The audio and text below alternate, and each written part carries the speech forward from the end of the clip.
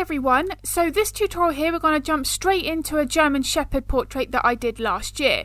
Now I had a question here on YouTube asking how to get the wet look with the gum area, and I thought that was a great question, so this portrait here shows it perfectly.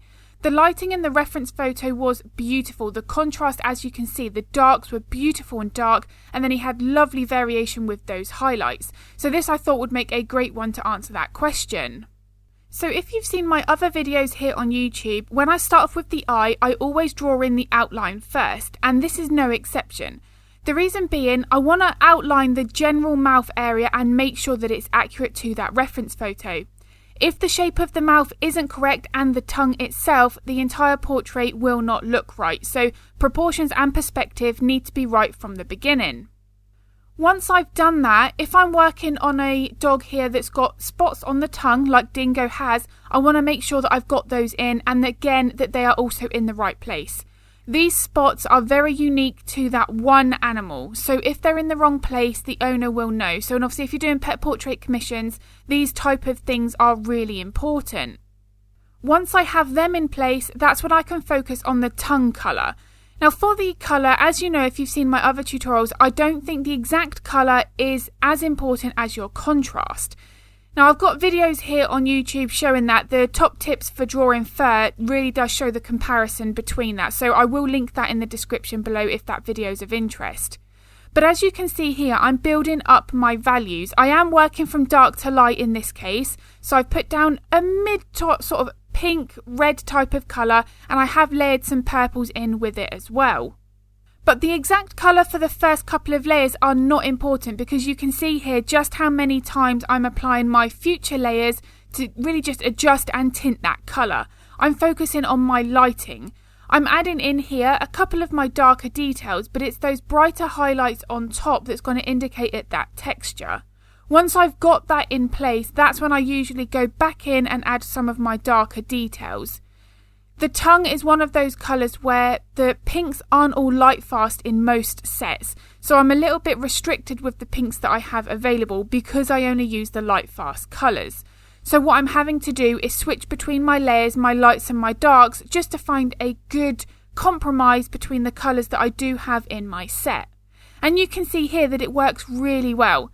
Now, colour mixing is something that I'm going to be focusing an awful lot on in my recent upcoming tutorials on Patreon.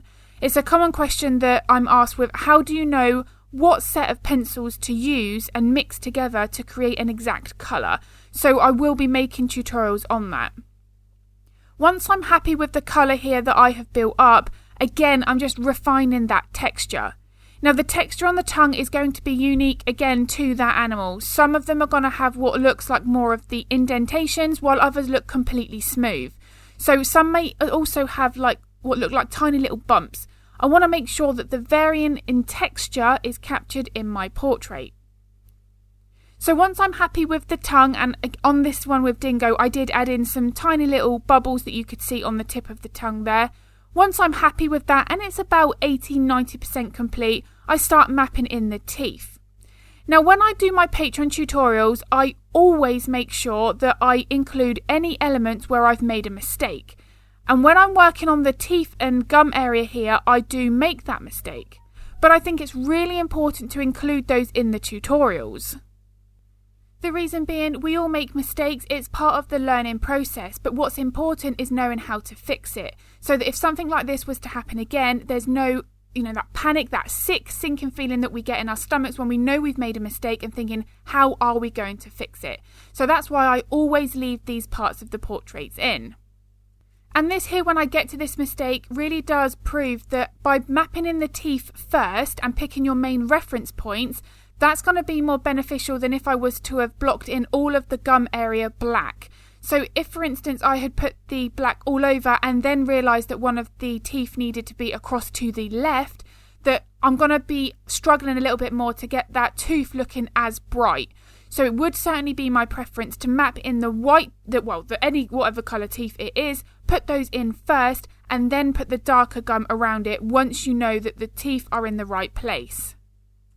So they're just me talking about the colour of the teeth. You'll see here that I'm going to be using some various greys. In some cases, you're going to want to use some yellow ochre colours as well. It's going to depend on the age of the dog and so on. There are many things that are going to affect that.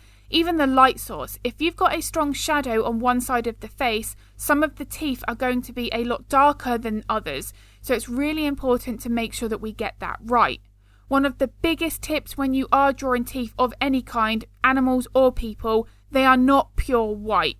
There's always going to be a degree of colour to them, and they are also going to be potentially reflective in certain areas. So you're going to have some strong highlights if you've got a particularly bright light source. So once I was happy with the teeth, I was then going to start working on the gum area. Now, one thing that I do in my own work is I always break things down into small sections. If I was to have completely focused on this entire gum area here, I know that I would have got very overwhelmed because it's just a bunch of random shapes. It's a load of highlights and shadows. But to look at this in one section, it's quite confusing. So what I've done is I've broken it up almost into thirds. I put that very lower highlight in first over the top of the black section, and then I am just now working in narrow strips. I'm looking at that reference photo, seeing, right, where are the main sets of highlights? I'm going to start putting those in first so that I've got my reference points. Now, reference points, again, is things that I talk about an awful lot on my Patreon tutorials.